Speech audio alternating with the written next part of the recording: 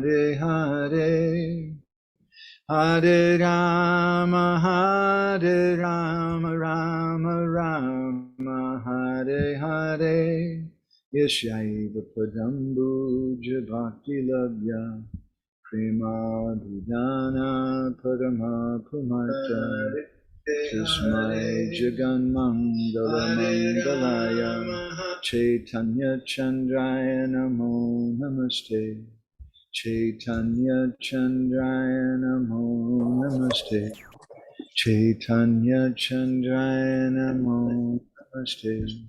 Madgavirapi Gopala Srikriyat Kripaya Jari Tadaiva Sambhaya Pidva Rishi Yustat Priya Janaha Shri Krishna Krishna Chaitanya Sasanatana Rupaka Gopala Raghunatha Brajabhava Pahimam Panchakalpatarubhishcha Kripa Sindhubhya eva cha Patitanam Pavanebhyo Vaishnavebhyo Namo Namaha. Jai Shri Krishna Chaitanya Prabhu Nityananda Shri Advaita Gadadhara Srivasadi Gaura Bhakta Vrinda. Hare Krishna Krishna Krishna Hare Hare, Hare Rama Rama Rama Hare Hare. Golanda, nice to see everybody tonight. Here we go. So I thought, let's just see who's here tonight. Jala's here and Natalia. Nice to see you, Rita. Hare Krishna, Paini Radha. Nice to see you here. I'm happy you're here. And Leela Purushottam, oh my God, he's actually here too. That's amazing. Nice to see you, Prabhuji. It again looked that it will be disrupted. Anyway, don't worry about it. We're just going to talk about some. We have. I'm trying to decide if we'll talk about time from the atom, according to physics, or if we'll speak something about the Saradiya Rasa-lila. It's one or the other. So I vote for the second.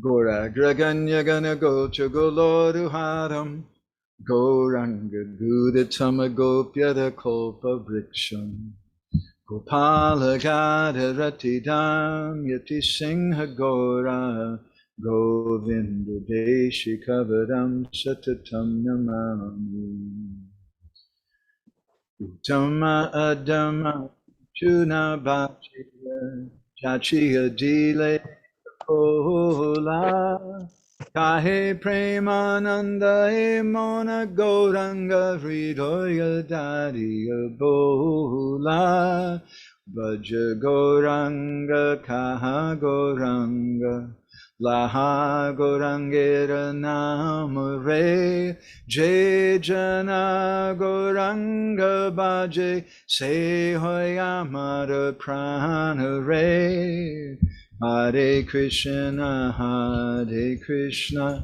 Krishna Krishna Hare Hare Hare Rama Rama Rama Hare Hare Yashaiva Padambuja Bhakti Labhya Prema Bhidana Padama Pumata Tasmai Jagan Mangala Mangalaya Chaitanya Chandraya Namo Namaste. Chaitanya Chandraya Namo Namaste. Chaitanya Chandraya Namo Namaste. Madgavirapi Gopala Srikriyat Kripaya Jari Tadaiva Sambhaya Pidva Rishe Yustat Priya Janaha Shri Krishna Krishna Chaitanya Sasanatana Rupaka Gopala Raghunatha Brajabhava Pahimam Pancha Kalpatarubhishcha Kripa Sindhubhya eva cha Patitanam Pavanebhyo Vaishnavebhyo Namo Namaha. Jai Shri Krishna Chaitanya Prabhu Nityananda Shri Advaita Gadadhar Shri Vasari Gaura Bhakta Vrinda. Hare Krishna Krishna Krishna Hare Hare, Hare Rama Rama Rama Hare Hare. So first of all, I'd like to request if you can to turn on your video. Krishna Kuna, I think she's doing something in the kitchen, so she really doesn't want to do it. If you have a good reason. Anapayani Radha, if you can turn on your video, it would be cool. A lot of the devotees don't actually believe you're actually present. They think we're just doing some kind of fake thing or something. It's actually Anapayani. It's not a video of Anapayani, it's actually her. So. Sorry, I'm at the temple's cafe, so that's why there's some noise. I mean, the sound of the background, and the background doesn't look so nice, maybe. But actually, in some places, it's fine. Yeah, it's very nice. Same temple in the place they had before with the temples in the basement? Yes, it's exactly the same place. Now, right now, they have another building as well, but that one is the same you're speaking about.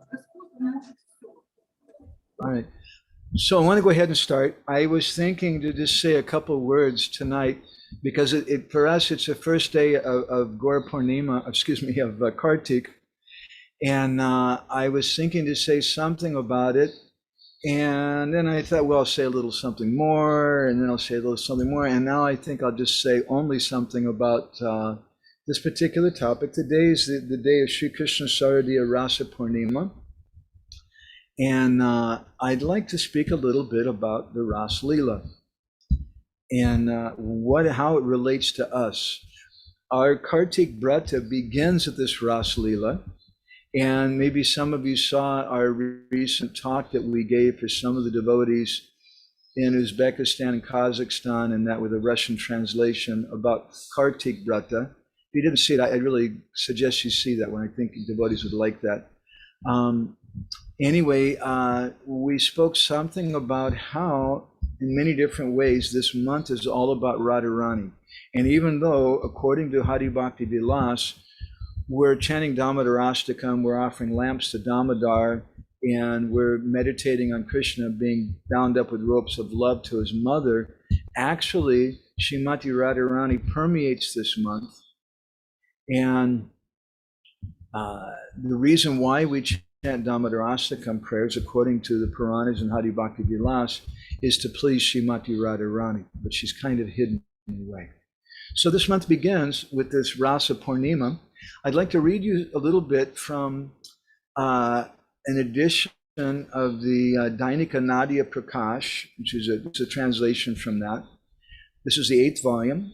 That was a Bengali magazine that Srila Bhaktisiddhanta Saraswati was printing.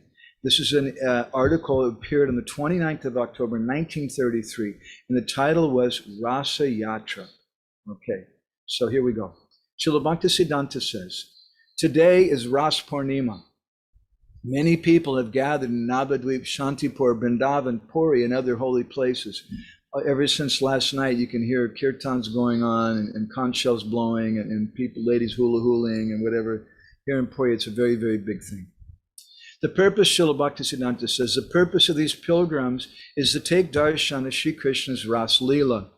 It is the opinion of those who are knowledgeable of their spiritual identity that there is no other greater seva than this.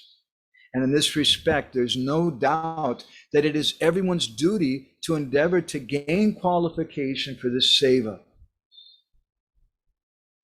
And then he says, I think in this, the way it's written, it should have the word however or but beginning. So let's put the word however. However, without first climbing the branch of a tree, trying to reach the fruits is a disturbance. If you're just trying to throw rocks to bring down the fruit, you may break some branches, a rock may fall and hit someone on the head. It may cause so many problems. It may tear off leaves and different things. It may break the fruits. So without first climbing the branch of the tree, just trying to reach the fruits is a disturbance. So Srila Bhaktisiddhanta Saraswati in this article speaks some very heavy things about this Rasa-lila. And before we begin our discussion, I'd like to read through these and meditate a little bit on these. And we actually want to go and speak a little bit of Rasa-lila pastime also. So Srila Bhaktisiddhanta, I'm jumping ahead in the article. He, maybe actually I can go ahead and just paste this in and ask Jai Gore if he can read this for us. All the materially conditioned people. Kind of like the Beatles song, All the Lonely People. Is it a Beatles song? Yeah. It is. Okay. Eleanor Rigby. Oh, that's right. Rigby, thank you. All the materially conditioned people that run after Rasa-lila darshan can be divided into two classes. One class is the atheistic moralists, and then the other class are the immoral sense enjoyers. In order to show how the aforementioned classes become entangled in difficulties after hearing about the Rasa-lila, Maharaj Parikshit, after hearing the Rasa-lila from the divine mouth of Sri Shukadev, masquerading as such a person of that class, asked a question. So then he gives us verse. This is Bhagavatam 10, 33, 26 to 27. I'm not going to even read the Sanskrit. Just summarizing the question. Maharaj Parikshit, according to our acharyas, kind of looked around and he saw that some of the people who were listening to this discussion about these young girls dancing with Krishna in the middle of the night, and a lot of these girls were married, and these are rishis, and they're not all Vaishnavas, what to speak of Sudha Vaishnavas, but they're religionists. So he's looking around in that assembly and he's seeing some of them, their eyes are getting very big. Maybe some of them, some smoke is coming out their ears. They're becoming a little disturbed by all that. So he speaks this thing and he says, what's going on? My dear Brahmin, the Lord, and he addresses Krishna as Bhagavan, Avatino hi Bhagavan. He's the Lord of the eternal universe, and he's descended here to this earth, and his purpose is to destroy adharma and establish dharma. So how is it that he could have violated dharma by touching other men's wives? So let me paste in, we're continuing with our discussion. Let me paste in the next part here. Is Bana Biharani there? Bana, would you like to read? No Sanskrit slokas, don't worry. Nice to see you, Hare Krishna, we're missing you.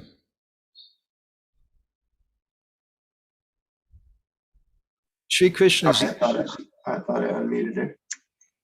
Sri Krishna is the highest enjoyer, and the Gopis, his eternal maidservants, cannot be enjoyed by anyone else but him. They are only the medium of that rasa, which is created by Parakya Bhav.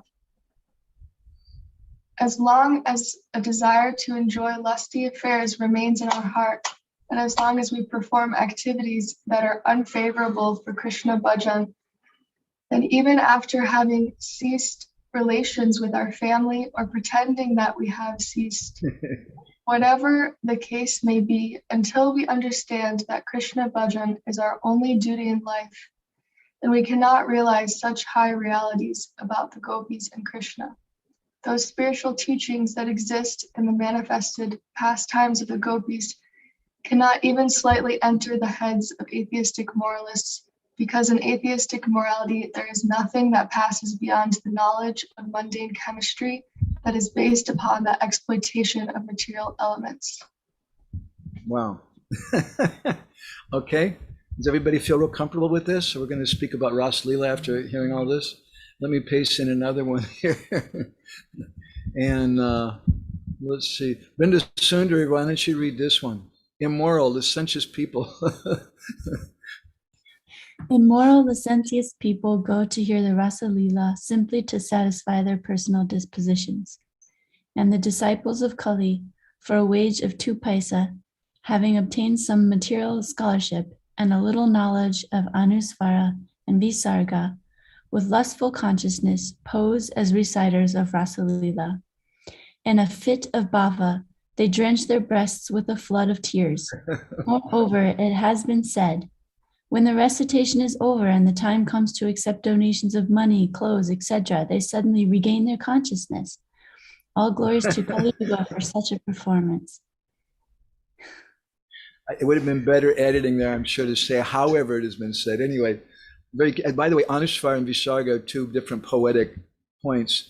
So he's saying that in essence, that someone has some understanding of Sanskrit grammar in that, and they're wanting to speak about Rasa-lila.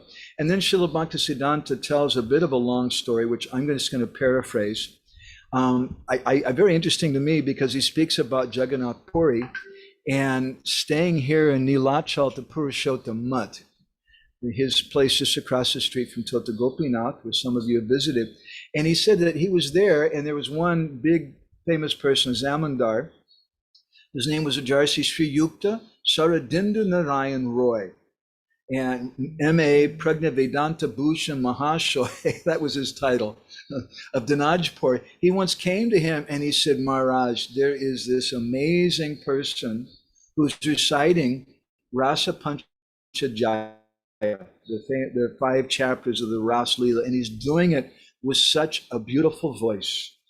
And when he explained this first verse, Naitat Samat Charit Jatu, he started explaining this thing to Srila Bhaktisiddhanta. At that time, Srila Bhaktisiddhanta said something which reminded me of our Srila Prabhupada. Some of you may know the story. Srila Bhaktisiddhanta said that when this Rajarsi Sri Yukta Saradinda Narayan Roy started reciting this thing to me that he'd heard, he said, look, I'm sorry, but a conditioned soul like myself has no qualification to hear and speak about Rasa-lila. Just like Srila Prabhupada once, he was staying with some Hindu family, I think in South India, and they asked him, they said, Maharaj, Swamiji, please tell us about the Rasa-lila. And Srila Bhaktisiddhanta said, that's a very high thing. No, you please tell us about it. And Srila Prabhupada said something like, I don't think you're qualified. No, Swamiji, we're very, very keen to hear you. Please speak about it to us. And then Srila Prabhupada said, you may be qualified to hear it, but I'm not qualified to speak it. And he refused. So I'm building a foundation here. I'm trying to scare everybody on purpose. So he told him that I'm not qualified to hear and speak about this. So this Rajarsi Sri Yukta Saradinda Narayan Roy then went and told the speaker about this and came back. The speaker had a response to Srila Bhaktisiddhanta. And what did he respond? He quoted Leela Purushottam Prabhu's favorite verse, one of his favorite verses. Vikriditam vajavadu biridam cha Vishno Shrad anvito nishanayat atavarnayad yaha Bhaktim param bhagavati pratilabhya kamam hridrogamasa pahinotcha chirena diraha. That describes the Vikriditam, means the pastimes of the playing of the Brajavadus, which means the married ladies, with Vishnu, with Krishna. Shadanvito Nushranayat. If someone hears that with Shraddha, then Bhaktim Param Bhagavati Pratilabhya, they get this topmost bhakti, and Kamam Hridrogamas, Apahinotcha Chirena Dira, their Hridroga, or their lust, the disease of the heart, goes away. So then Srila Bhaktisiddhanta, in this article, he commented on this. I think the best person to read this would be Leela Purushottam. This is Srila Bhaktisiddhanta's comments on this verse. Go ahead, without meditating. Without meditating upon the actual meaning of this verse, if we are only eager to hear about the Rasa-lila for the sake of listening without discretion, and if we attempt to enjoy the Rasa-lila when we are afflicted by a licentious consciousness, then we will fall into a state of severe illusion. So then Srila Bhaktisiddhanta continues with his story, and I'm going to just paraphrase that, and then I'm going to ask Leela to read the next paragraph after that. So Srila Bhaktisiddhanta says that it was my misfortune to be introduced to this reciter of the Rasa-lila. And he says that he was dressed in Babaji Vesh, and later he saw him at the Jagannath Puri train station. He describes wearing a nice pair of fashionable shoes. And so Srila Bhaktisiddhanta then, I don't know what he did. He got a private eye or something, but he had made a special inquiry, and he discovered that he had 2 or 3 Matajis, 2 or 3 ladies at his beck and call or whatever. And so he says, naturally, while visiting a disciple's house, the Matajis wouldn't come with him, but they would stay somewhere nearby. And he said that Babaji was elderly, and for many years he'd been reciting the Bhagavat. So he's quoting this verse, Vikridam Bhajivadam to Vishnu. He says, so why has his heart disease of lust not gone away? And rather, why has his state gradually come to resemble that of Yayati from the Bhagavatam? So then he goes on with the next paragraph, which Leela can read, please. Reciters should take note. Reciters should take note of the word dhira in the aforementioned verse. The Rasa-lila should only be heard and continuously sung by a self-controlled person. It is not a subject matter for discussion by one who is afflicted with lust. Except for the pure Vaishnava, others cannot be considered to be dhira, because their minds are running here and there for the sake of worldly sense objects. They are adhira. Therefore, they have no qualification to hear and preach about the Rasa-lila. And then to paraphrase the next paragraph, he says, so who do we hear from about Rasa-lila? We don't want to hear from someone who has lust, but we want to hear from the lotus feet of Sri Guru, who is free from lust. And who do we do kirtan in front of? Who do we speak about it in front of? Not in front of an unqualified person, but confidentially and individually to a qualified person. Not for the purpose of earning money, but for out of love for Krishna. This is our purpose. So I'm going to paste in the last paragraph of his article, the translation of his article, and ask if Brinda Sundari, would you like to read the last paragraph there? It's a short thing. Therefore, to gain qualification to see or hear the Rasa-lila, one should become dhira. Being self-controlled, one should serve the lotus feet of the Sadguru, bona fide spiritual master, and should be patient to gain that qualification. Without first climbing the branch of a tree, the fruits can never be reached. Okay, so should we continue to speak about this? And if we should, why? That's my question for everybody here. Is everybody here Dhira? Raise your hand. Who's Dhira? Is everybody here a pure Vaishnav? Raise your hand. Who's a pure Vaishnav? Leela Purushottam's a pure Vaishnav. Okay, we have one. Vaishnav, I'm raising hand to put forward the comment for continuation. Okay. May I quote Vishwanath Chakravarti Thakur, how he commented the word dhira? He says in his commentary that dhira means pandit, and pandit is one who don't fall prey to the mistake that material lust must leave the heart before the prema comes in. And it is rather that it is the prema that comes in that will push out the lust. That's his meaning to the word dhira.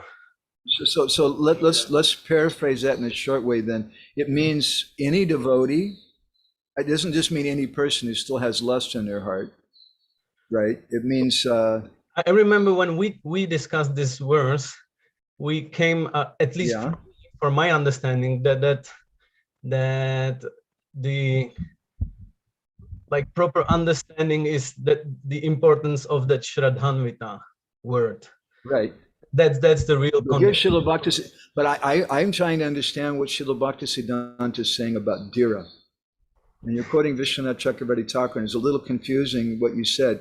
Could you just summarize it very shortly, what Vishwanath says? Who's a dhira person? It's not a tricky question, it's straightforward. Yeah, it means that the hearing itself will purify the heart. Not that first we have to have the heart pure to be allowed to hear. That's the but dhira is not a verb here, it's a noun. I mean, it's referring to a person. So who is that dhira? But he puts it like this. That's Banu Maharaja's translation of the Sarata Darshini. He says dhira means pandit, and pandit is one. Pandit. Yeah, that he turns the word into a pandit, and pandit is one who doesn't make that mistake to think that lust must be out of the heart before the prema enters. And then he explains the mechanism that it is actually that prema who push out the lust from the heart. Okay. Yeah, this is in line with what we were saying before, and as you said with our comments about Shadanvita. Yeah. Okay, I want to go to something else now. Another discussion. Actually, it's really long, and our time's getting a little short. I don't really want to read it. This is an event which took place on the 15th of November, 1968 in Los Angeles. And we went over this before, some of you may remember. I think this was perhaps the 15th of November, probably this would have been the last Purnima of Kartik. And after the class was finished, one fairly new devotee, who later took sannyas, Madhudvisa Prabhu at the time, raised his hand and said, Prabhupada, could you tell us something about Krishna's Rasa-lila? And Prabhupada pauses for a moment.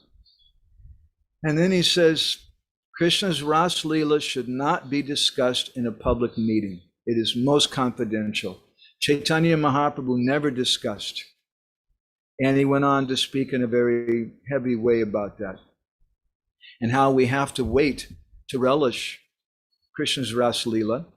Anartha Pagamam, he says we have to become free from anarthas. But then Prabhupada says, it's so nice that even those with anarthas, if they're a devotee, if they've got full surrender to Krishna, they will also derive benefit. And then Srila Prabhupada does an amazing thing. He starts speaking about the Rasa-lila. Now bear in mind, okay, the date. This is 1968.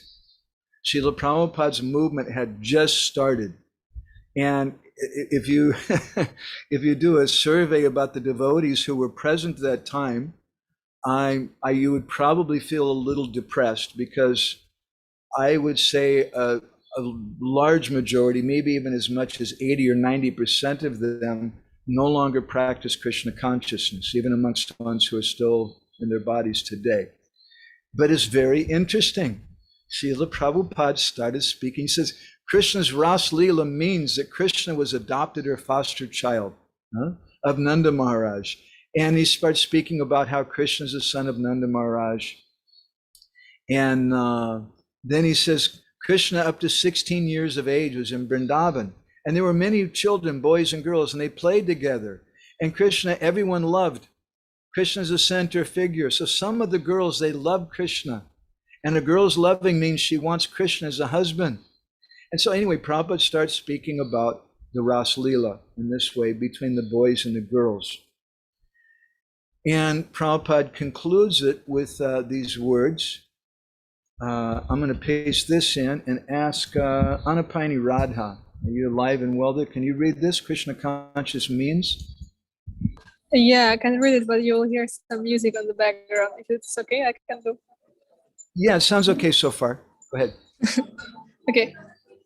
Krishna consciousness means to practice Krishna consciousness while we are in this material body, but after giving up this body, we enter into spiritual realm of actually participating with Krishna. That is Krishna consciousness moment. So if you want to enter into the Rasa-lila, if you desire like that, so you love Krishna in that way as the Gopis. When you have the same perfection, then you will have the same perfection. There is no difficulty. It is not at all difficult. Simply you practice. But you have to forget the Rasa-lila of this material world. Otherwise, there will be their world. Then you'll be havoc. All right. Okay. That risk is there. Yes, Krishna enjoyed with so many gopis. So let me also become Krishna and enjoy. That is finished everything. So this is very interesting. Srila Bhaktisiddhanta Saraswati Thakur said such a strong thing about hearing the Rasa-lila. And as we noted in the beginning, also Srila Prabhupada said a similar thing too, to that life membership family. Prabhupada said, you may be qualified to hear it, but I'm not qualified to speak it. And so, but then in 1968, Srila Prabhupada started speaking about the Rasa-lila to those devotees. So does anybody have any thoughts about this? How can we reconcile these two things? They seem very contradictory. Lila Purushottam. We may not have the qualification, but we may have the eagerness and desire to hear. Yes, I would agree with that. Anybody else have any other thoughts they want to add? Yeah, I Natalia. remember. Okay. Okay, Okay, Natalia, go ahead. I remember the answer you gave once, so please let Jao Okay. speak. Okay.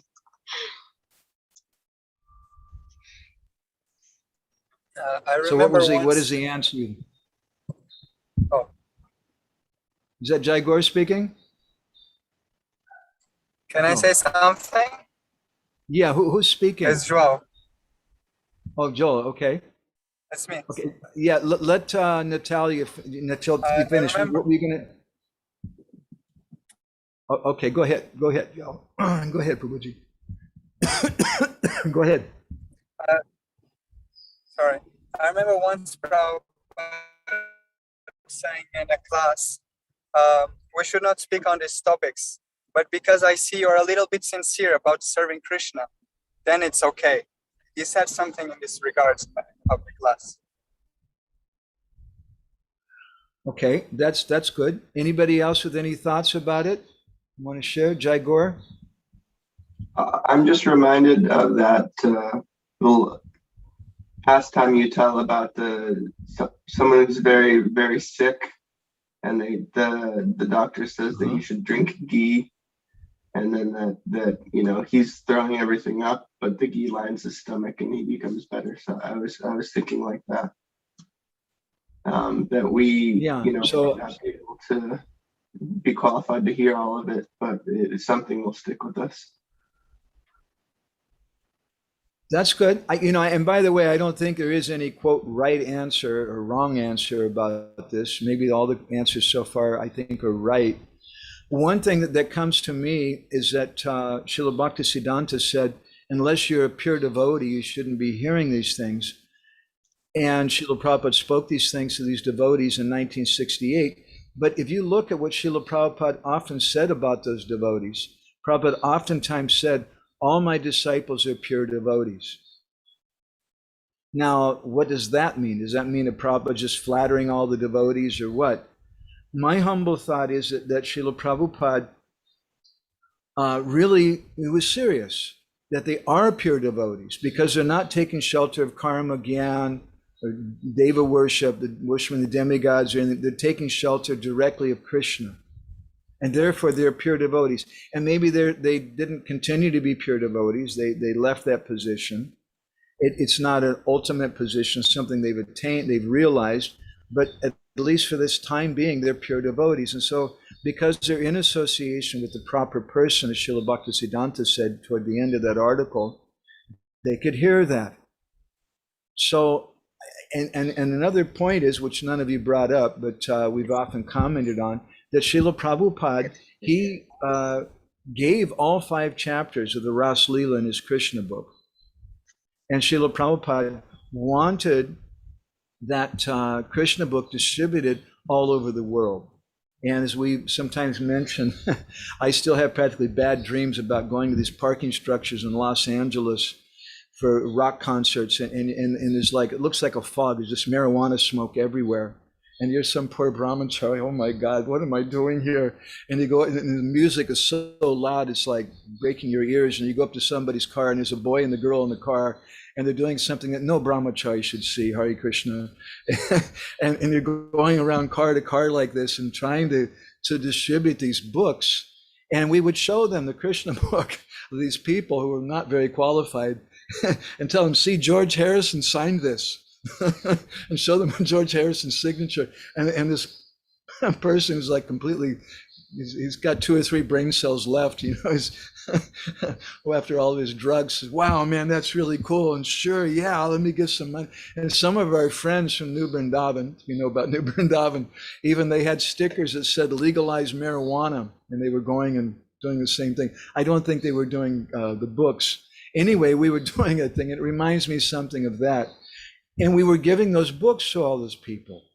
And Prabhupada wanted them to read those books. And the Rasa-lila is also there. He didn't make an abridged edition that's just for those drunken, idiots at the rock concerts or whatever. Prabhupada wanted it for everyone.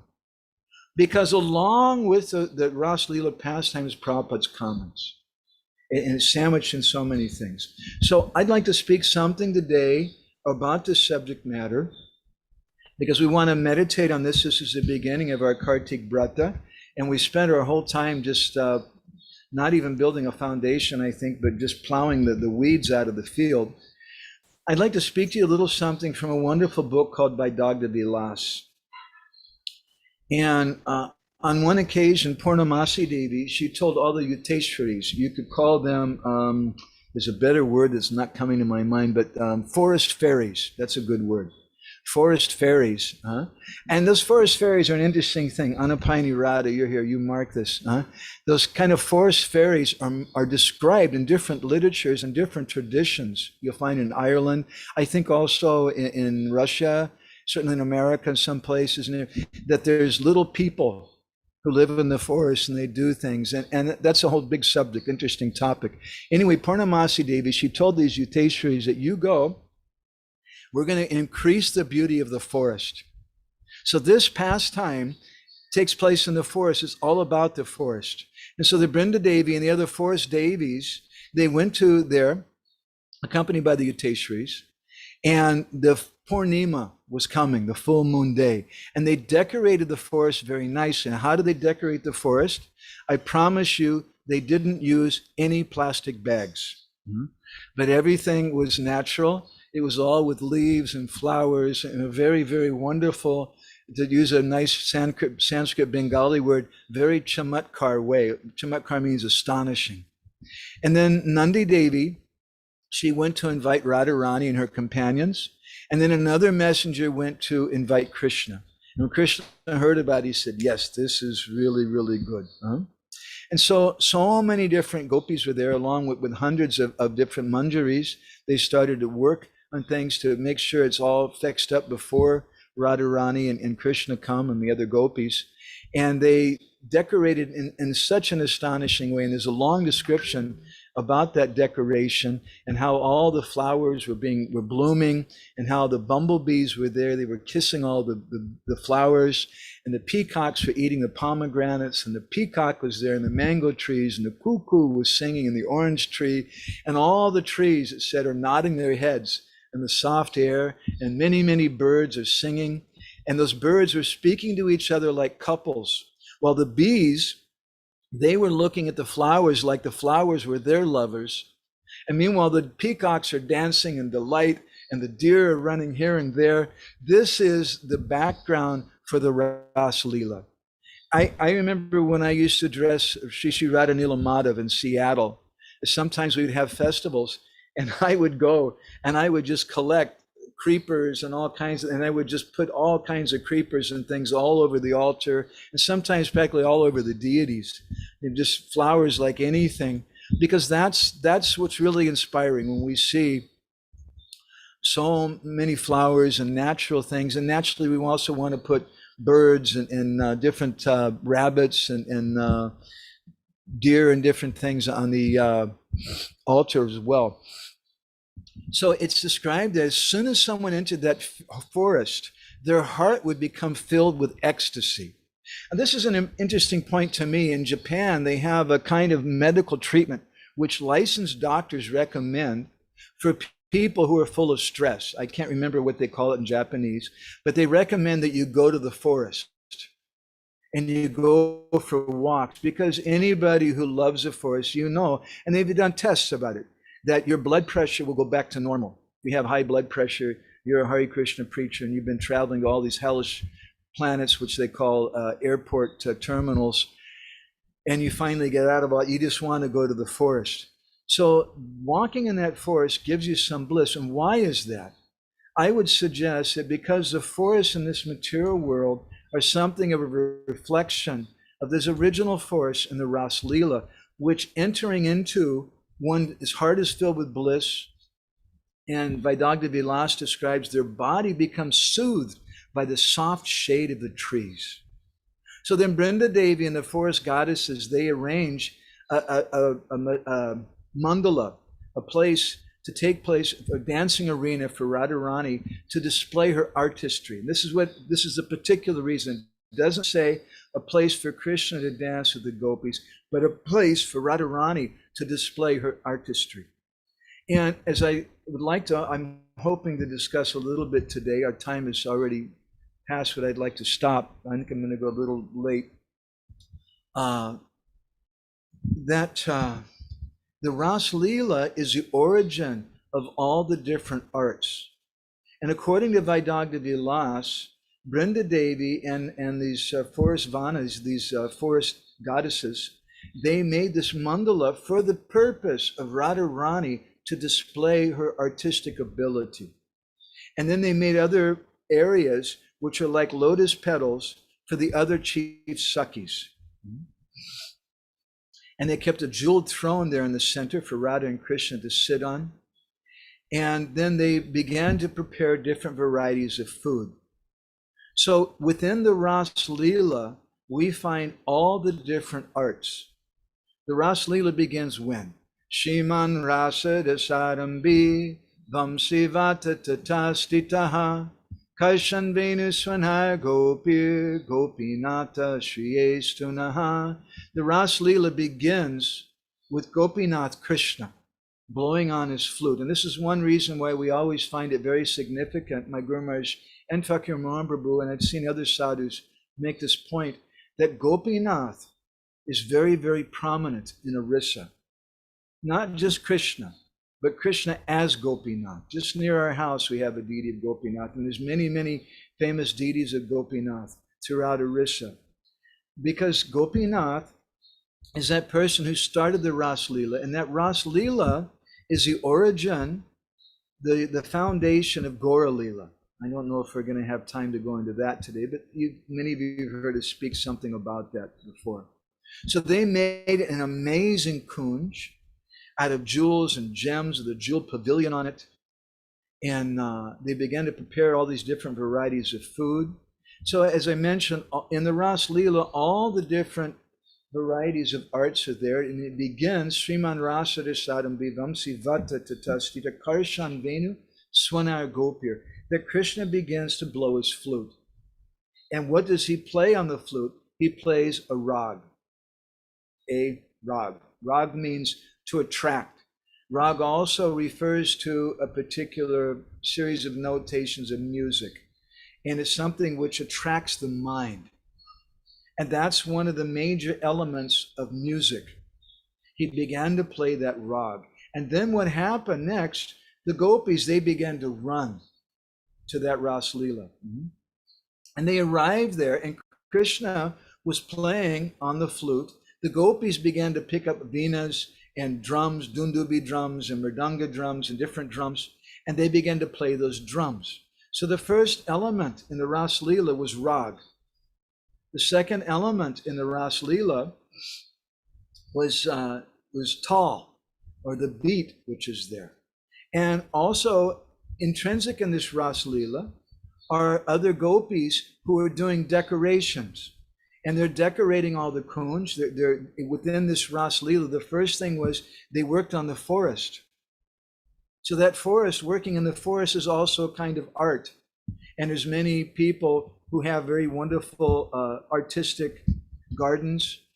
Traditionally in India, there's many temples which are famous for their gardens. Bhaktivinoda Thakur, he writes a whole song about the kind of garden that he wants to have to do his bhajan in.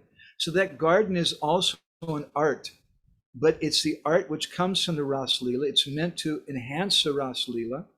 And then within that also, there's other types of flower decorations and garland making and picture making. And some of the gopis are painting pictures, and they're putting those pictures up in the kunj.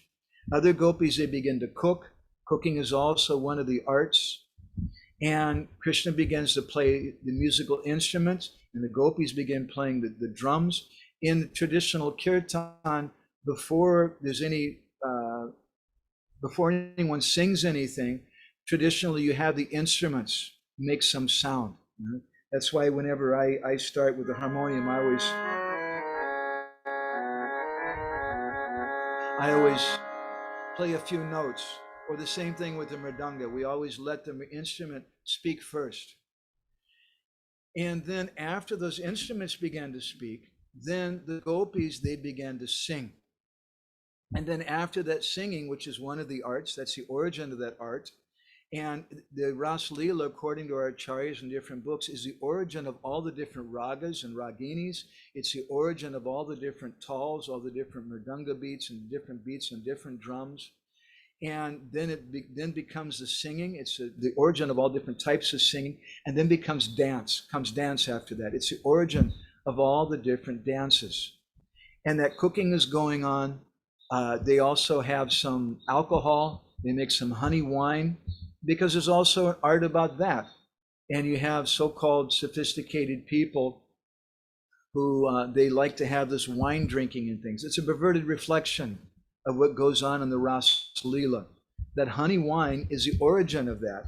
And it's meant for Krishna's pleasure. It's not meant for us to try to imitate or enjoy.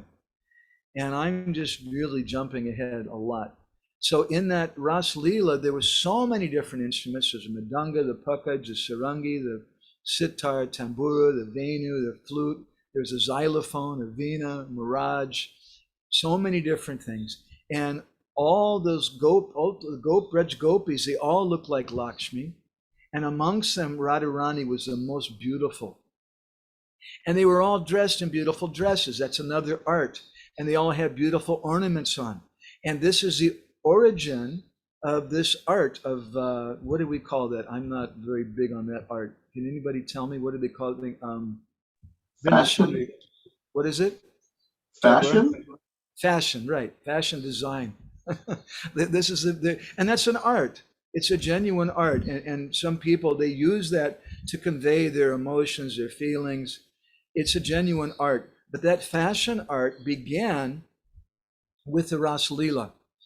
And then also the different types of ornaments and things that began with the Rasa-lila. And then at that time, Lord Brahma ordered Ratri Devi to come. Ratri Devi means the evening. And Lord Brahma told her, Brahma Boli Dibi Tumi Puna Chandaloy Krishna Lila Mandalete Koraho Oidoi. I want you to go, Ratri Devi, you're a very important part of this, along with the Purnima, along with the full moon. And I want you to rise in the circle of Krishna's Leela. And at that time, along with the moon, all the 6 seasons also appeared there simultaneously, because in different seasons, different flowers bloom. But all 6 seasons appeared, and all the flowers were blooming, and the air was full of their fragrance, because that's a very important part of the Rasa-lila. And at that time, all the different Vidyadharas and the Gandharva, the different heavenly damsels, they came and they also began to play along with the gopis, and they were watching something of this Rasa-lila. And then it's described that Krishna started playing those notes. Sa re ga ma pa. Whoops. To see how much I've been practicing lately. Sa re ga ma pa da ni sa sa ni da pa ma ga re sa. And Krishna began the Rasa-lila in this way, by just singing like that. Sa re ga ma pa da ni sa sa ni da pa ma ga re sa. He was playing that on his flute, and Srimati Radharani began to play it on her veena. And then Radharani and Krishna and the Yuteshwaris, they started singing that Sa re ga ma pa da ni sa. These are the different notes. And according to Rupa Goswami in Bhakti Rasamrita Sindhu, these notes correspond with rasa, they correspond with different colors, they correspond with different animals. And so they then began to sing, and they were singing so amazingly that Ananta Sesh became ecstatic, and he started shaking, and the whole universe started trembling, and everyone became a little afraid. And the demigods and demigoddesses were showering down the flowers on the Rasa-lila, and they began singing the Sri Rag and different raginis, a Gauri Rag and a Sabari Rag. The Sabari Rag, one of my favorite ragas, is mentioned in particular. And so many things. I'm just kind of jumping through this. And so everybody began to sing. And then Krishna wanted to sing solo. So then Krishna sang some solo thing. And while he was singing, it was so ecstatic, the forest became blackish, like Krishna. And all those gopis who were there listening, they also became blackish. Huh? And all the creepers and the animals and the birds became blackish. And at that time, Madhu Mangal, began to dance and clap his hands and said, yes, my friend, you are the best. Just see what you've done. And Madhu Mangal was saying, just see how my Krishna has shown the gopis his expertise in the arts. And then Krishna, he turned to Radharani and he said, my dear Radhe, now you please sing. And Radharani, she smiled and she began to sing a particular ragini. And little by little, an amazing thing happened. All that black color began to disappear. And a golden color started coming. And all the living entities became stunned hearing Radharani singing. It's also described, this is a note of interest, in the Bhakti Rasamrita Sindhu. I found this very interesting. I grew up in kind of an art colony as a young boy, and I really appreciated artists. Many of those artists were helpful for me in coming to Krishna consciousness. And a lot of them were abstract artists. And oftentimes in Krishna consciousness, we think that abstract art is like Mayavad or something impersonal for some reasons. But according to Bhakti Rasamrita Sindhu, each one of the different colors represents a particular mellow, a particular rasa. That black color represents Madhurja rasa. The white color represents Hasya rasa, or laughter. Different colors represent different things. So just by color, some emotion can be given. And that golden color, that's the color of Madanakya Mahabhava Mayi Radha. So everything then became golden. All the trees started becoming golden. All the gopis became golden. Krishna became golden. And what does it mean when Shama Sundar becomes golden? That means Gora Sundar. He became like Gauranga Mahaprabhu. And all the living entities became stunned hearing Srimati Radharani singing. And when they were listening to her singing, the personified ragas became astonished. And they started lamenting, and they meant to meet Lord Brahma. And they told Lord Brahma that we had a little pride. We thought we're the ragas personified. We're really important. But today, we've been listening to Radharani singing, and our pride has been completely crushed. We can't find any singing like this. And when Lord Brahma heard that, he smiled, and he said, anyway, you have to go. You should go to your father. Who's the father of the ragas? That's Lord Shiva. You go to him and you ask him about it. And so then they went to Lord Shiva, and Lord Shiva told them that, look, the real personality is Govinda, Krishna. And everything has come from him. I've come from him. Krishna is the father of all the ragas. So it's natural that you're feeling in this way. So then they went back there watching the Rasa-lila. And at that time, Krishna began to dance, and Radharani and the gopis, they also began to dance. And they would perform various different mudras, different gestures. Each one of those mudras has some purport. If you watch Bharatanatyam dance or Odissi dance, and you don't know something about mudras, what different mudras mean, like this is a Ganesh mudra, this is a mudra, see. This mudra indicates the nipples of a cow. Different mudras indicate different things. If we don't understand something about that, then it's very difficult to understand what's going on. All you'll see is they're very nimble, and you'll appreciate the beauty of their movements, but you won't understand the message, the lila that they're conveying in that dance. So those gopis were dancing in such a wonderful way. Their earrings were swinging. Their ornaments, their foot bells were jingling in time. And the other gopis, they were playing mridanga drums and kartals, tat-tai, tat-tai, and they were dancing according to that dance. And Krishna was appreciating so very, very much. And meanwhile, Bhatu Madhumangala was sitting nearby listening to all this. And he commented, he said that amongst the 4 Vedas, the Samaveda is a Veda about dancing and singing.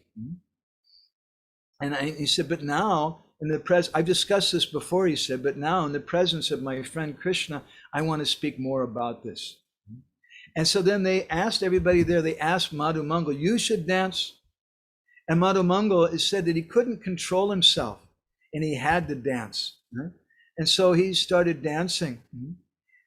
And it's a very sweet thing because sometimes we hear that Madhumangala is a little bit fat, but it's described there in Vaidagda Vilas that his dancing was just something, he couldn't control himself. It just started coming out. And that's the nature of dance. It's not just that you think, oh yeah, I'm supposed to dance, so I'm going to go ahead and dance. But that dance is a very wonderful thing which comes from the heart. So Madhumangala began to walk in a very quick way, and then he started jumping in a slanted way, and he would do double jumps on the left side. He would lift his hands in the air and jump. He was dancing in a crooked way. Sometimes he put his right hand on his forehead and his left hand on his waist. Sometimes he would dance on one leg. Sometimes he would sit down and dance. And he was dancing in such a wonderful, wonderful way. And so all the gopis, they said, sadhu, sadhu. They started laughing. They said, this is such a nice dance. And they were asking Madhumangala to dance in different ways. So I'm just jumping ahead in this pastime. So at that time, the gopis, let's see if I can find the description of this.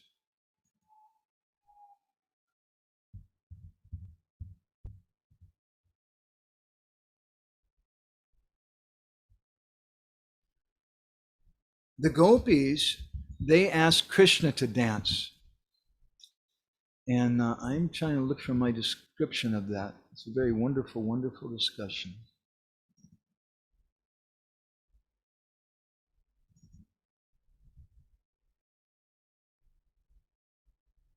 Oh, yes, this is it. So they were doing the Rasa-lila, and different gopis had danced and like that. And then at one point, Nandi Mukhi came there. And she had a note, she had a letter in her hand. She said, Purnamasi sent this letter. And Lalita said, let me see, what does the letter say? And the letter read that Radharani, previously, I'm jumping ahead in this whole pastime, she dressed like a cowherd boy and she herded cows. Maybe some of you heard us discuss that pastime. And now, because Radharani did that, now Krishna has to dress up like a girl, like a gopi, and Krishna should dance. And when Radharani read that, she said, very, very good. And she turned to Krishna and said, so Shyam, now you do it. And Batu bole gopi sabakori vipake, gopini kori alabi sundara sadake. When Batu Madhumangala heard that, he became very ecstatic. He said, now the gopis, they're going to make my friend into a gopi, into a saki. And Madhumangala, he told Krishna, Bhala shaka bhala kori kori benartan, jate gopi nitya garba hase he kundun. Hare Krishna, Krishna Krishna, Hare Hare, Hare Ram, Ram Ram, Hare Hare. Madhumangala said to Krishna, Bhala Saka, Bhala Kori, Kori Benartan, my dear friend, you have to do this really good, so that you can crush the pride of the gopis, so that their pride as being expert dancers will be smashed. So Radharani said, this is good. Let's take Krishna to the grove and we're going to dress him up like a dancer. And so they put on so many different ornaments and things, and Radharani personally decorated Krishna. She combed his hair. She painted designs on his forehead. She made Krishna look like a gopi. She plaited his hair and made some braids in his hair. She put some pearls and things on him, some earrings and different things. She dressed Krishna up like a gopi in such a nice, wonderful way. And at that time, Krishna, he began to speak. And Krishna said a very beautiful thing. Radhe Nati Shiromani Kyata Tribhuvan Tava Agrek Shuddhamui Kijani Nartan. He said that actually, Shrimati Radharani, Nati Shiromani Kyati Tribhuvan, you are the best dancer in all the three worlds. And in her presence, I don't know nothing about dance. So Krishna at that time, he bowed his head.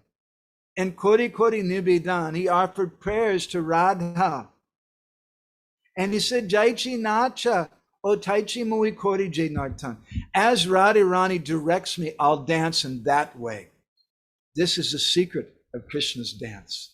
He dances according to the instructions of Srimati Radharani, as described in Chaitanya Charitamrita and in Govinda Lilamrita. You may see in Adi Lila chapter 4. I'm trying to go a little quick.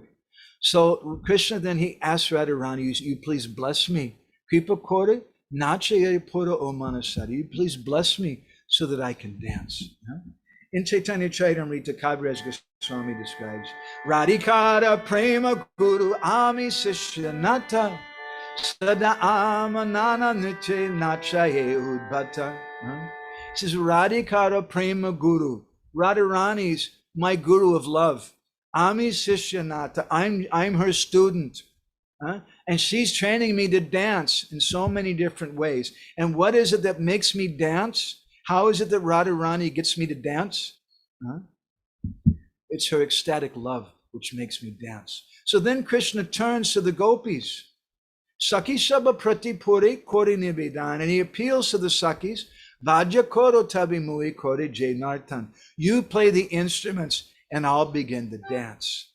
And so then the gopis, they began to play the flute, the veena, the sarangi, the pakadwaj, and they began to clap in rhythm. And the dancing and the singing was synchronized.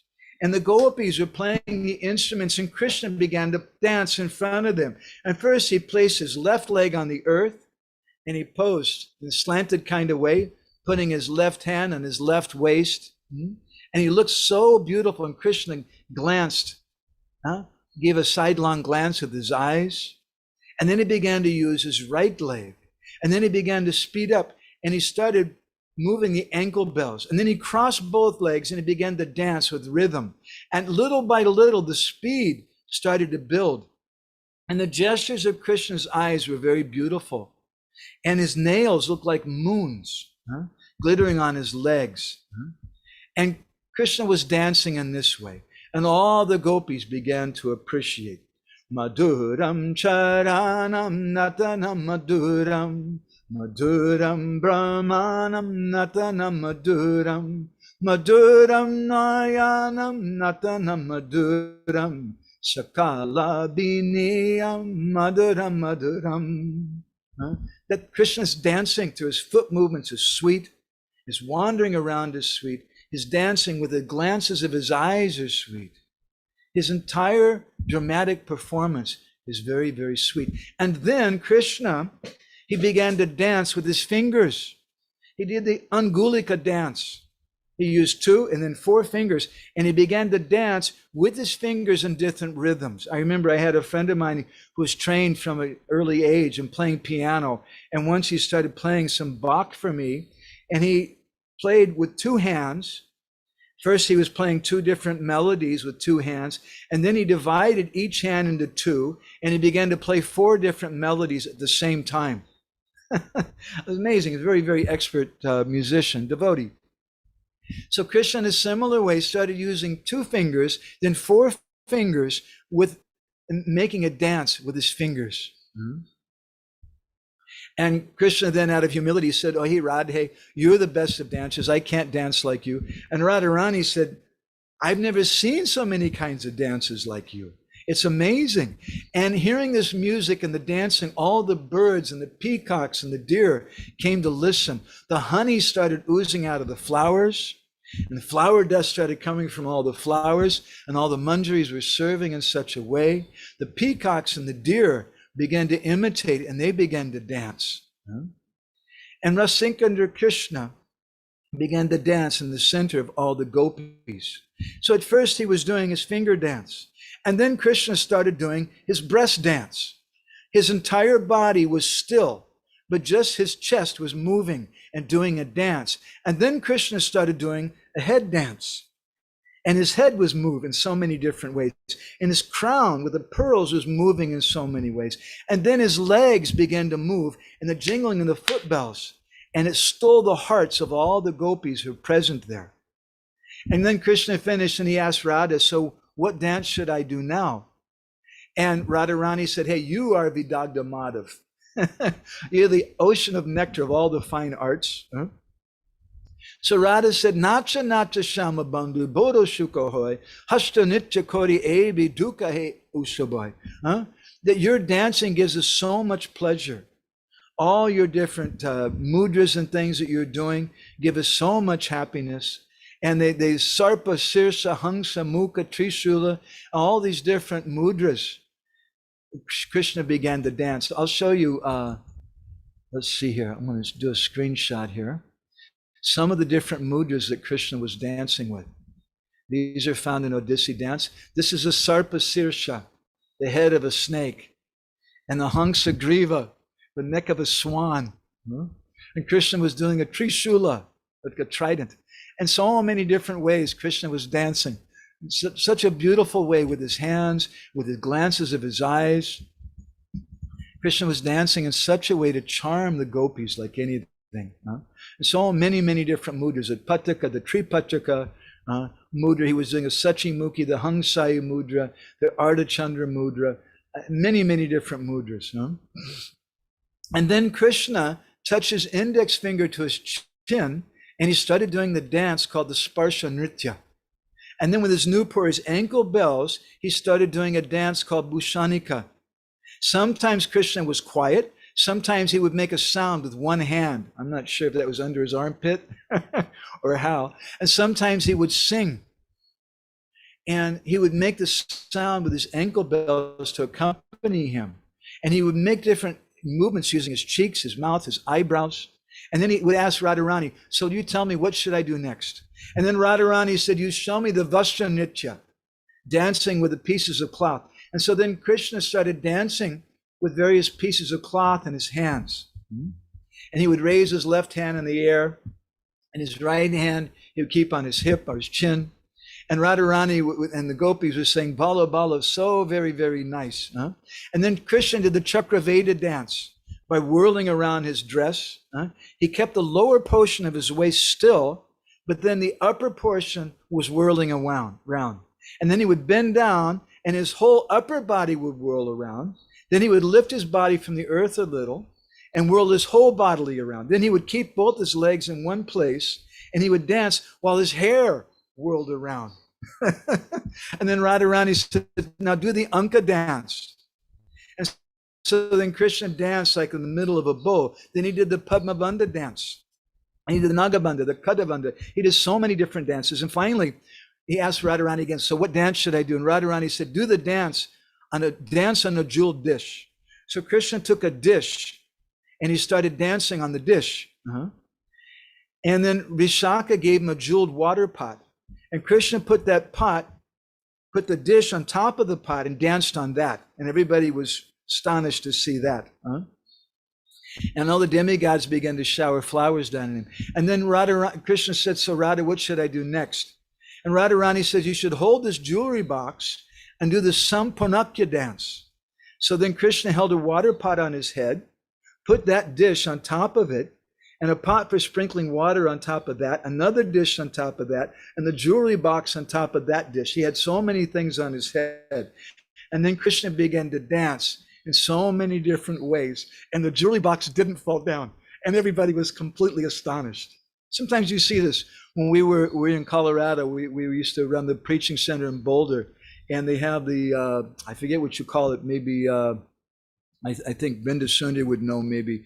They have that place where all the street musicians and people go.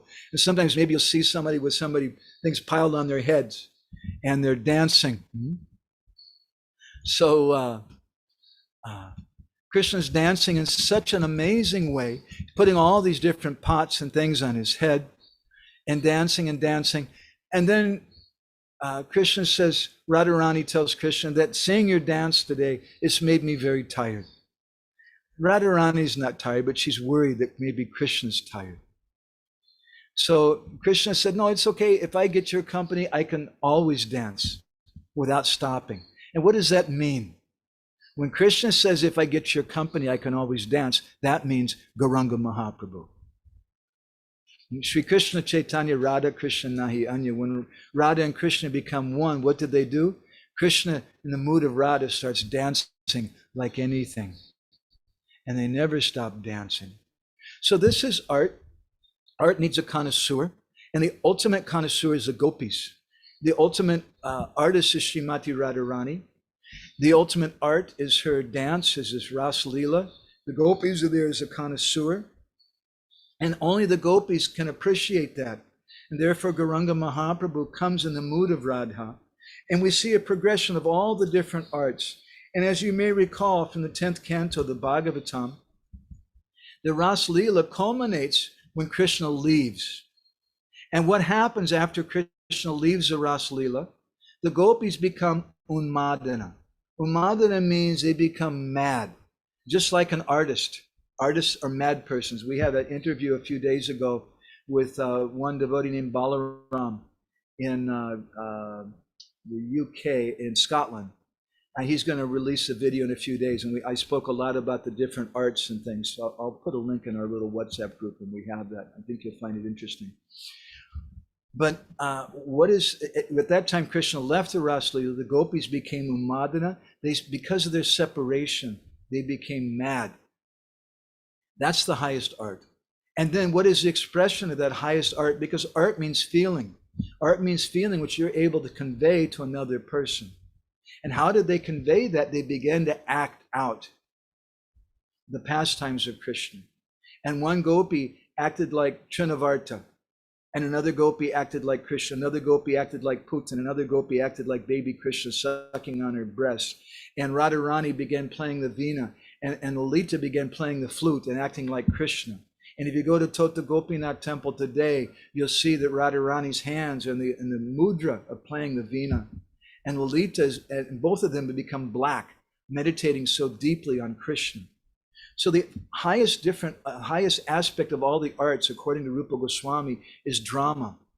Because within drama, traditional drama, you have all the arts. You have painting, you have cooking, you have fashion, you have raga, you have tals, you have singing, you have dance, and you have acting. All the different arts are contained within drama. And the Gopis began acting that out. And according to Kavi Karnapur and his Ananda Brindavan Champu, what happened at that time? It was so ecstatic that Krishna entered into the heart of all the Gopis, and they became one with Krishna. That also is Gaura Lila, when Radha and Krishna become one, when Krishna becomes one with the devotees, with the Gopis. And that's drama. That's the highest aspect of the arts, when the Lord enters into the devotee, and we call that genius. When someone enters in, when the Lord gives some inspiration to some personality. So I want to stop there. We've said a lot of things. Oh, it's on Pearl Street. Thank you, Brenda Sundari. That was an awesome thing. I want to tell you real quick about one of the most cool street performances I ever saw on Pearl Street, on anywhere. There was a guy who used to come to our Sunday programs or Saturday programs, whatever it was. I don't know if it was Sunday, because Sundays I think we went to Denver on Cherry Street. But there was one guy who used to come to our programs, and he was a street musician, and he was kind of like a part-time Hare Krishna guy. He liked Hare Krishna, but he was a crazy, weird guy, liked a lot of other things too. And once I was walking to Pearl Street, and I happened to see his performance, and I stopped to watch it. It was really fascinating. He said, so I'm going to do this performance.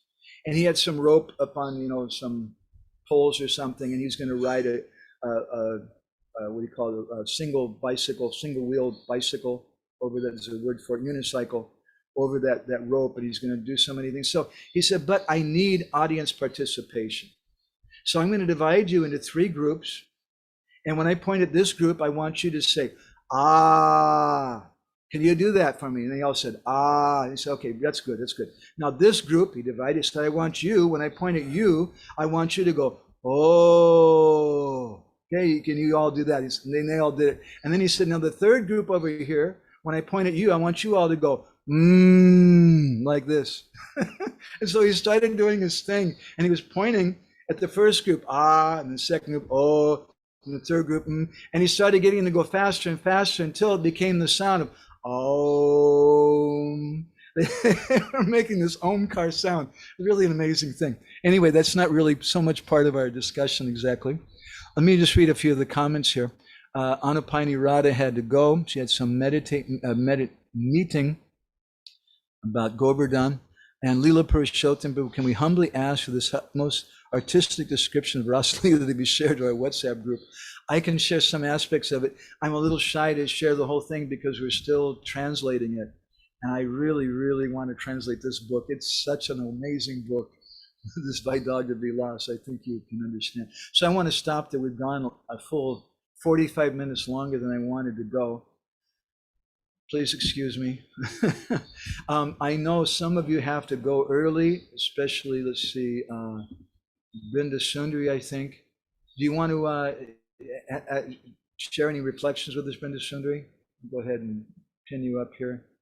Well, I just really, what stood out to me was that all the arts are originated in Rasa-lila. And it's also a beautiful way to speak about the Rasa-lila, isn't it? I sometimes make this presentation in public for outside people, and it just feels completely legal and bona fide because it's nothing erotic or anything like that. And people, because it's so much about the arts, and there's a lot more. I was skimming through. We did this. We did a 5-day session of this. We called it the Cosmic Dance or something in Volokadam, Germany, some years ago around Janmashtami time. You could probably find a recording of it somewhere if devotees like. Yeah, I love it, and it's so charming. Arts is such a charming thing. You'll see if you watch this interview that I had, this devotee, it was kind of a something for new people. And we presented how these two things are the closest. Art is the closest thing to bhakti in the material world. And the highest expression of art is found in bhakti. And that it's a whole big discussion. So thank you, Brinda Sundari. This is your house we're looking at right now? Or Yeah, is this... I'm in our, this is our living room. Wow. You guys have a temple room there. And your kids help with the puja sometimes? Sometimes. We're sort of, the temple takes precedence and our home worship is a little more. Yeah, that's why I even mentioned it, because I was a little astonished to see that you have 2 kids, plus all the kids at the temple, plus Radha Govinda and accounts and all the different services in the temple, plus you have deity worship. It's a little, wow. Well, actually, my daughter has, even since she was a baby, people just give her deities. So she's like gifted deities. She's 10 years old and she has Krishna Balaram. She has 3 sets of little Radha Krishna deities. She has Jagannath deities. She has little Gopal, and they all just come of their own accord. So we have all these deities at home, and someone gave us a really beautiful Sita Ram and Lakshman and Hanuman, like gold plated, and they're all gifted to her. So at some point we need to start actually training her how to worship them all. You must feel really blessed to have a connection with such a personality. Yeah. As your daughter, Krishna's coming in so many different ways. Yeah, I don't know who they are, but I feel a little bit not qualified to take care of them and train them, but we'll do our best. Once I heard Tamal Krishna Maharaj make a comment that he said, when you start accepting disciples, he said, I've been so humbled. I've met so many amazing devotees, and they're supposed to be my disciple, but they're such amazing personalities. And I've heard parents to say the same kind of things too about their kids. You've made some comments similar to that. Yeah. All right, thank you very much. That's really, really good. I want to go to Ujjwala Rasiga before she turns into a pumpkin. Are you there, Ujjwala? Maybe she's not there. Okay. Oh, there she is. It's always a privilege to see you. They always see you outside, usually with the brick wall of the hospital behind you. Hare Krishna. So you have any reflections today? Yes. Pranams to you, Prabhu, and to all the devotees there. Yeah, all the details about the arts in the Rasa-lila, that's all very wonderful to hear. But I'm stuck at 2 points. The one that initially when I logged in, I think Leela Purushottam Prabhu was mentioning how the love of God replaces the lust. Higher emotions are displaced or replaced. Displaces the lower emotions. So I didn't hear before that. I heard that first time from His Holiness Bhakti Vijnana Goswami Maharaj. In the Ramayana Katha that you recommended us to hear, that was the first time I ever heard about the emotions, how those emotions play. Bhakti is an emotion. That struck to me. I'm like, I didn't realize that all these years I've been practicing Bhakti. But Bhakti is an emotion, and how higher emotions replace lower emotion. So Prabhuji's comment reminded me of Bhakti Vijnana Goswami Maharaj's point, and I always cherished and appreciated that.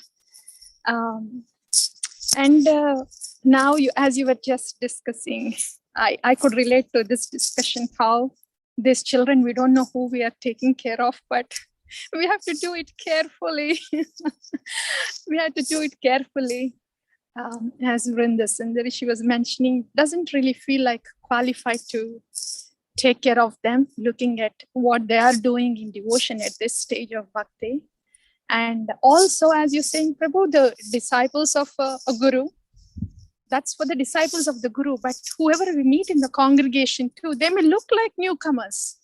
And it feels like we are telling them about Bhakti, but they already have so much in their heart. And I'm like, what am I speaking to you? You already have such genuine emotion and all the qualities of goodness.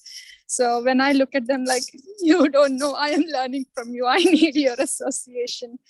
So yeah, it's like with your girls, when they're very little, you tell them, don't drink bleach, don't put your hand in the garbage disposal, don't put your head in the toilet, whatever, things, 2-year-olds and 3-year-olds want to do.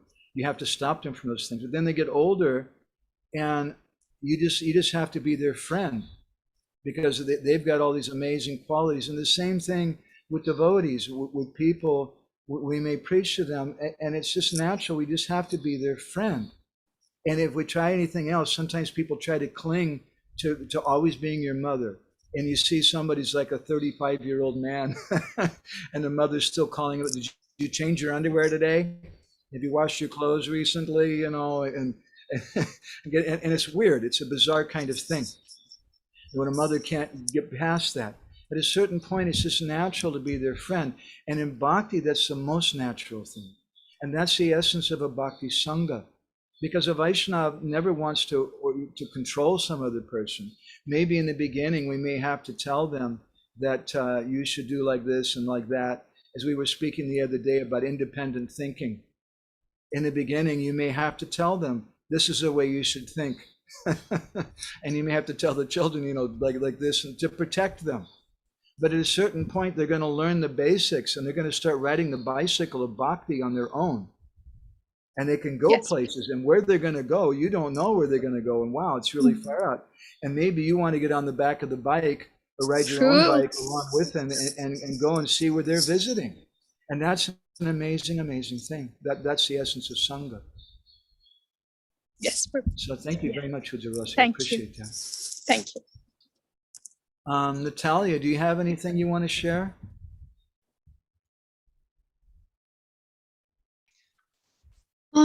Thank you very much. It was very, especially for the description of Mathu Mangal's dance and his reactions and actions, and it is very rare to read about him somewhere. Yes, and the last point was the best. Also, that you said that art means feelings which someone can convey to another person. And after that, you said that after finally in the Rasa dance, Krishna entered the hearts of all the Gopis, and it connected somehow that the Gopis were like like conveyed their feelings to Krishna, and Krishna could enter their hearts because of it. Something like that. Yeah, as we often quote from Sanatana Goswami's Krishna Lila Stava, Rupa Namashrita Vishta, that when a devotee takes shelter of Krishna's form and Krishna's name, Krishna enters into the devotee. And that's art, and that's one of the reasons why in the arts, if you go to Brindavan and you see the Rasa-lila going on, after the drama is finished, the actors who portrayed Radha and Krishna, they sit on a throne, and all the people come and they put money, they offer food, they offer flowers and things, and they treat them like it's Radha and Krishna. It's a really, really beautiful thing because Krishna enters their heart. And I could speak a lot about that. There's other different things. It's a big subject. Drama is a very wonderful, wonderful topic. Anyway, I'm trying to go a little quick tonight because we have to do our Damodarashtakam also. So I'm going to go ahead and go on. Gorni Tai Prabhu, do you want to share something with us? I am speechless. Very happy. You know, you speak about art. So where I am sitting now. Are you in New Brajadam? Yes. You're in the art studio? New apartment. I'm just breaking everything to live in an artistic place. First time in my life. So first I have to remove a lot of things, and I'm mid of the work. I'm so tired, but still I'm so happy to hear you. So, yeah. I was thinking about your Guru Maharaj. He likes these subjects, and how he was talking about how when Krishna started dancing, all the animals came and they started dancing, and he describes it in such a beautiful way in Venugita. Yeah, like Nishinmananda Prabhu, when he understood that Lord Chaitanya will go in one way, he was making all the way beautiful. You know, he expressed his devotion by art, by making all the road, you know, creating lakes, decorating all the trees and everything. You know, it was his heart, and it was real. You know, he expressed himself in such a way that Lord Chaitanya could go on the way like in the spiritual world. So that's our duty. That's our duty to express our love or devotion in this world, and then this world will change to Satya Yuga, not just by. That's a beautiful example. I like that. So Nishingananda, in other words, the culmination of art is when it appears in your mind, and you can meditate on it as he was doing. That's a really beautiful example. I hadn't thought of it. Thank you very much. This katha is beautiful. Hare Krishna. Thank you, Prabhu. Hare Krishna. And Joa Prabhu, am I saying your name right? Joa? It's a very particular accent, fanatical, but it's okay. It's a French word? Portuguese. Portuguese. Anyway, just forgive me. I'm a useless American. You know, Americans, the only foreign words they know how to say are pizza and pasta and karate. From your mouth, it becomes beautified. So thank you. Yeah, just a short comment. Usually, I very much relish to have the chance, to be blessed with the chance to hear on this katha, on Krishna katha. Today, for the first time, I felt very unqualified and very dirty and very like, this is not a place for me to be. I should go out. But at the same time, being hooked by my own attraction, I could not quit it. So I took shelter of Lord Gauranga, and I pray for him for that, which I don't have, for that purity. And I remember many times devotees, and I think you are one of the people who mentioned me that we access Krishna through Lord Gauranga. So I took shelter of my beloved Lord, and And that's the only thing I can do, because I'm in between the attraction and the unqualification. So, yeah. My grandma once told us, he said, "You're not qualified to hear what I'm going to say." He said, "But you just listen." And as Jai Gaur was mentioning, we sometimes tell the story of someone who was so sick, they couldn't even drink water. They would vomit it out or come out through loose motions. And they went to an Ayurvedic doctor. The doctor told him, "Give him ghee." And he said, "Man, you don't understand. The guy can't drink water. Give him ghee." And they gave him ghee, and the ghee, he started vomiting it out, but some of the ghee stayed in his stomach and it lined his stomach. And from that, he was able to digest more. So similarly, we should read Prabhupada's books. Even I was telling the horrible stories about the parking structures and the rock concerts we used to go to as a brahmachari and selling Krishna books and things. Those people should read the book.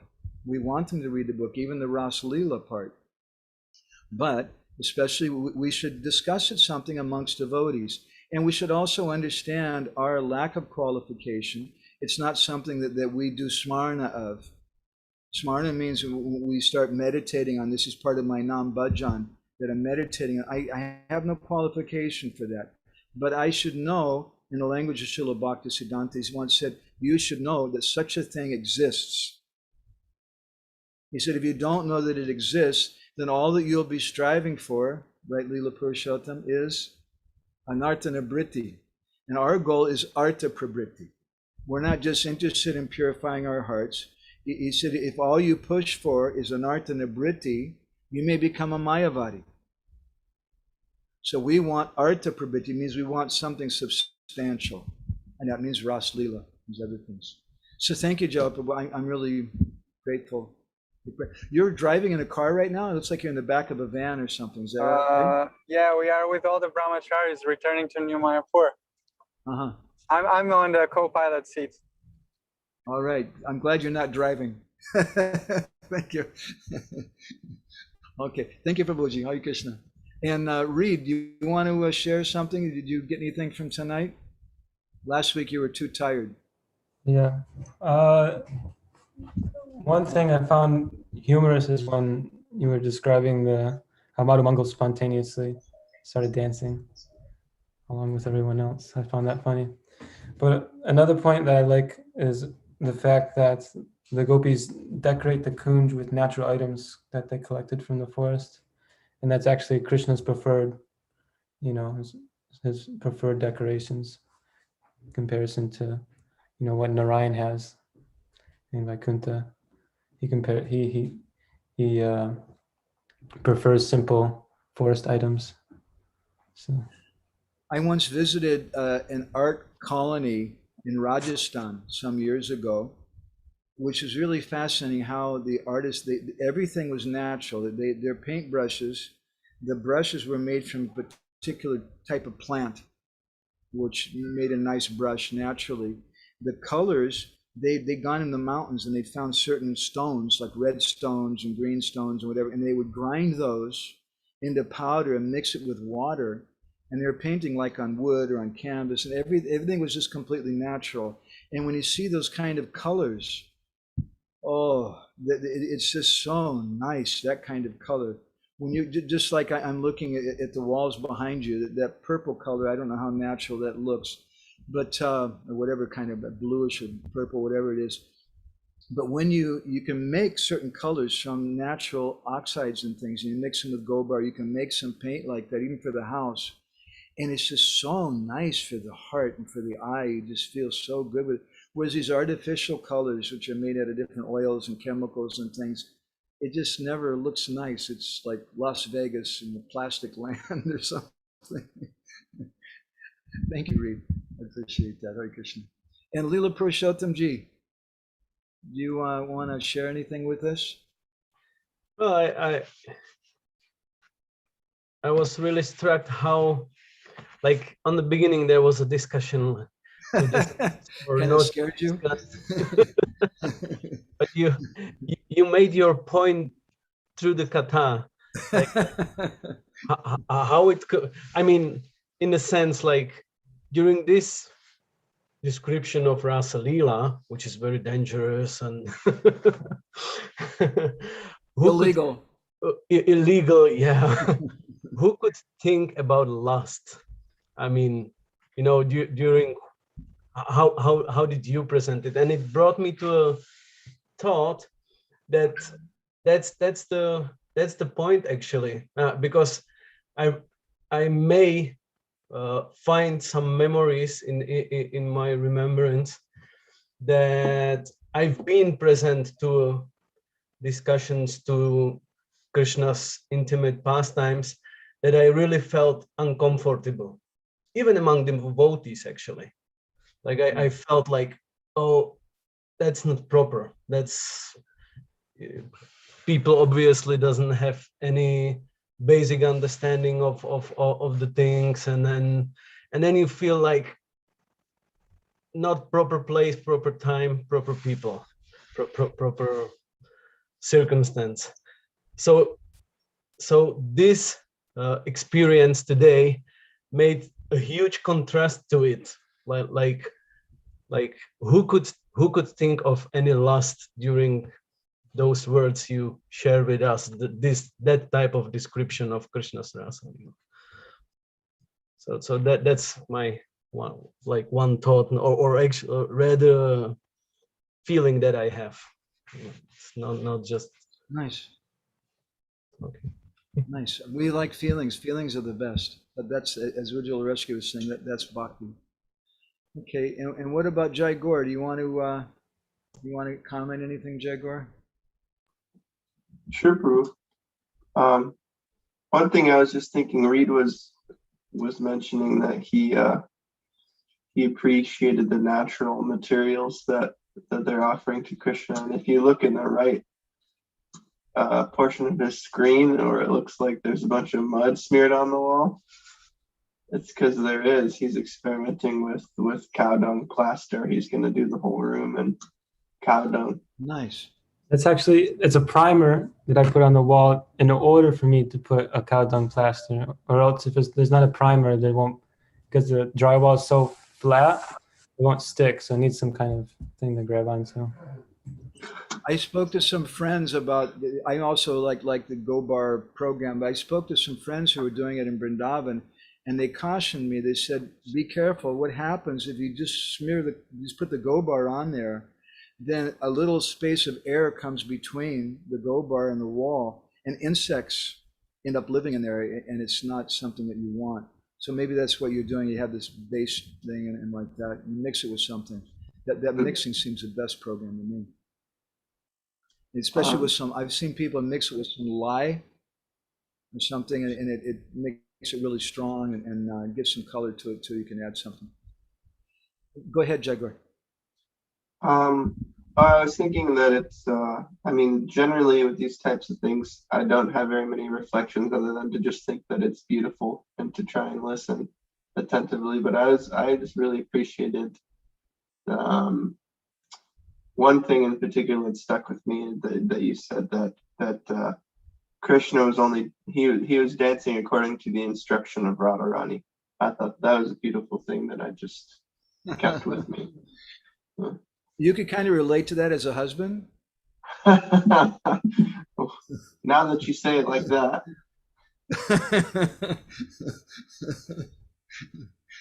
Actually, you know what I was thinking when I was speaking this? I was thinking of you, and I was thinking this would be so cool to do as a drama, and have Jaigor dress up like a gopi with a mridanga or something.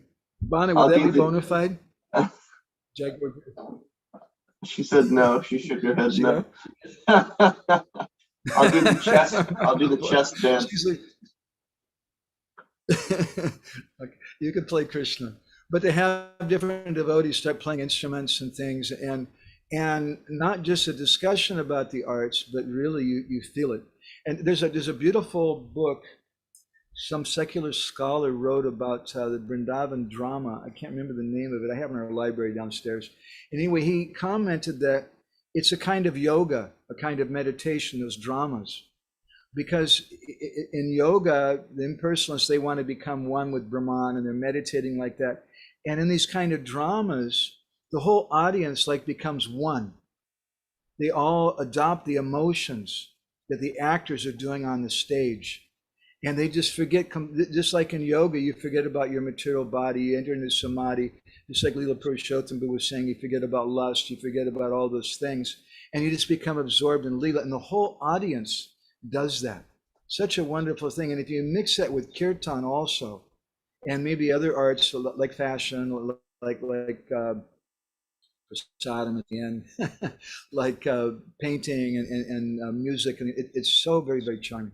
If you ever get a chance to go into the festivals in New Brajadam, I would highly recommend. They have some really excellent dramas there for the kids. You have to get someone sitting next to you who can translate Hungarian to English for you, but it's good. Good thing. Vana, do you want to say anything? You want to show your face? Say hi. First of all, I just want to thank you as a husband for you saying that no, your husband should not dress up like a gopi. Thank you very much. That was very kind. As a husband, we all appreciate that very much. Thank you. Let's check out for him. That was good. Any reflections from you, Bonnie? You're okay? We haven't seen you in a while. Yeah, I'm happy to be here, grateful to be here. I don't have any reflection, no. Does Jaigor really dance on your order? No. I don't dance on No. I'm not a good dancer. In other words, he's not a properly trained husband yet, in other words, right? Yeah, we're working on it. The training is still going on. Yes. I'm properly stubborn. When you get to the advanced stages and you just click your fingers and they know what to do, you know, but I'm also not there yet. Krishna Kun's working on me also. All right. Thank you very much. Anybody else, anybody here with us? You want to share anything? Okay. This is Alina.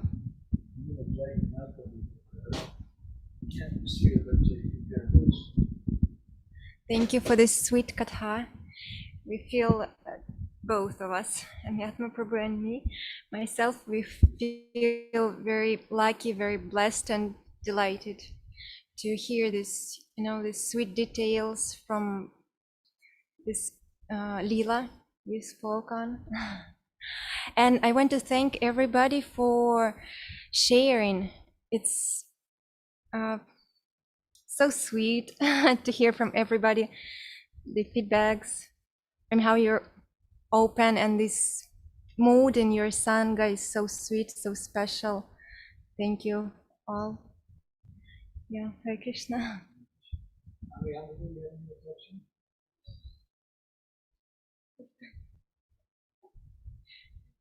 He's happy. That's a good reflection. I really like that reflection. I always want to share a reflection on her reflection with everybody real quick and we can finish. And that is that just see Alina and Ami Atmaprabhu, they're here, they're cooking for us.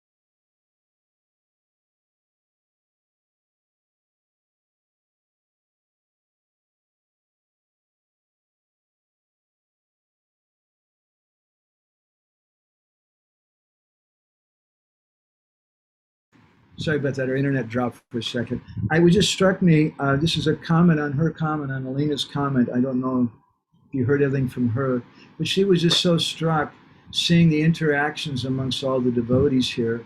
And for me, I do this because I want association with devotees that I really love and I learn so much from. And this exchanges is so wonderful. And it creates a Sangha. And when we have a Sangha like that, that's a powerful way to preach. I see that in Ypsilanti.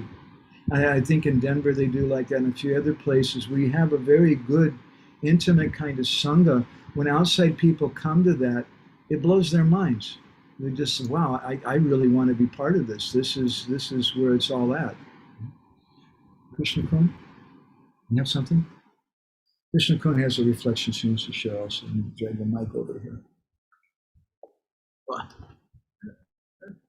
Speak in the mic. A couple of the devotees spoke about feelings, and for me, the deepest impression in this katha was made when you described Krishna singing solo. It's so wonderful that everything and everybody turns blank.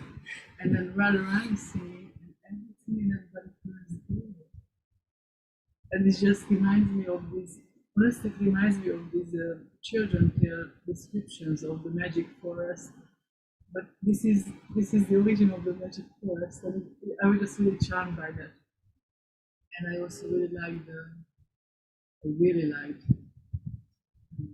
how you mentioned that Krishna was dancing so much and Radharani was worried about him, so she said that she's really tired. And how Krishna said that he will never get tired, while he can have her company, he can always dance, and that's not how to be. Always dancing covered by the bar.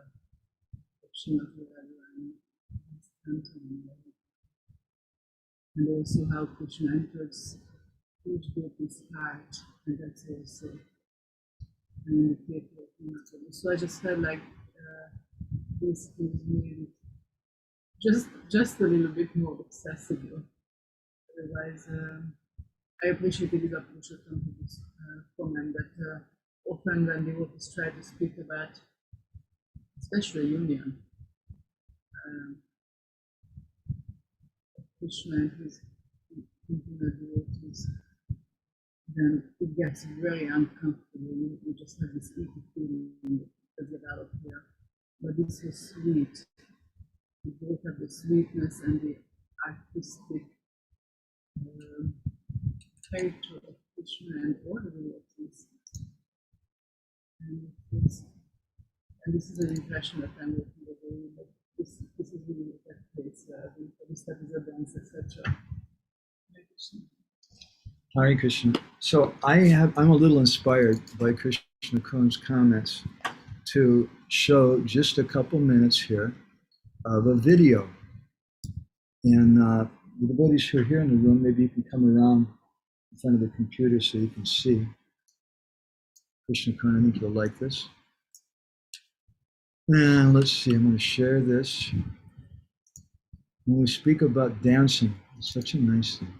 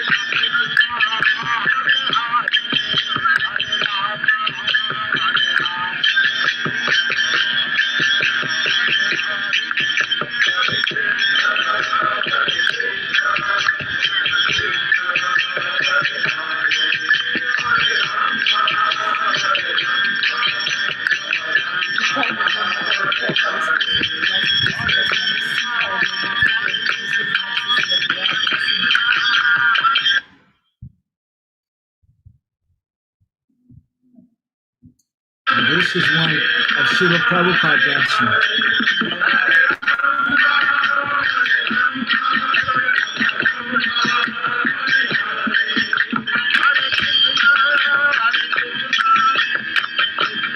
I was doing a bando just a minute ago.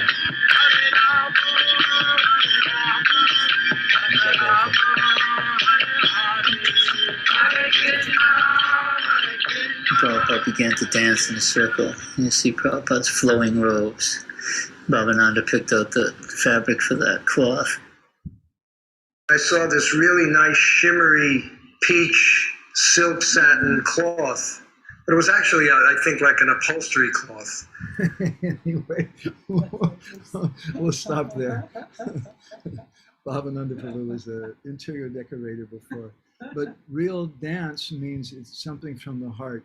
And when Srila Prabhupada started chanting in Tompkins Square Park, some people just couldn't control themselves and they got up and danced. So thank you all very much for that. I hope you all have a wonderful Rasa-lila Purnima tonight and the beginning of your Kartik Vrata. Some of you it's morning time. Hare Krishna. Srila Prabhupada ki jai, Samaveda Bhakta Vrinda ki jai, Go Premanandi Hari Hari Bo, Vancha Kalpadarubhishcha, Kripa Sindhu Vyeva Cha, Patitanam Pavanebhyo.